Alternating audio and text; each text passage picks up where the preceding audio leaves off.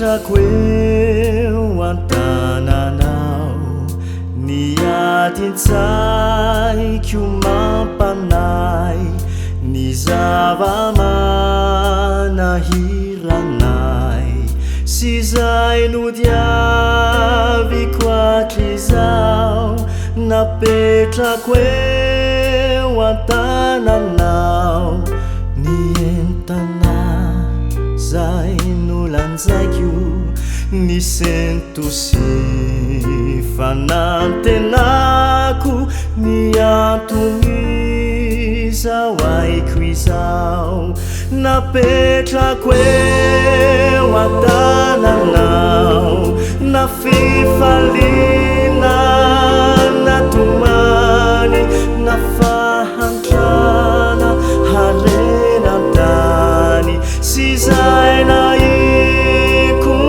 hatr'izao napetrako eo an-tananao na maty aho na velona na mosalama na marofy hatralizay ka hatr'izao fasony eo an-tananao.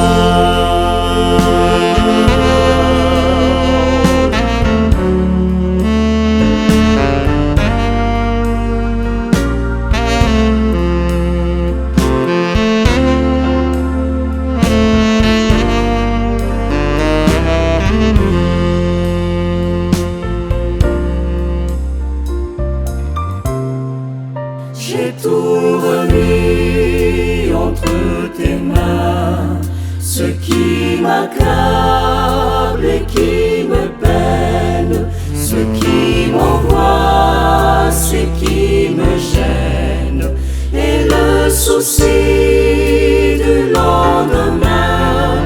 J'ai tout remis entre tes mains, le lourd fardeau je pleure ou que j'espère et le pourquoi de mon destin. J'ai tout remis entre tes mains, que ce soit la joie, la tristesse, la pauvreté ou la richesse, et ce que jusqu'ici j'ai craint. J'ai tout remis entre tes mains, que ce soit l'amour ou la vie, la santé ou la maladie, le commencement et la fin. Tout est bien entre tes mains.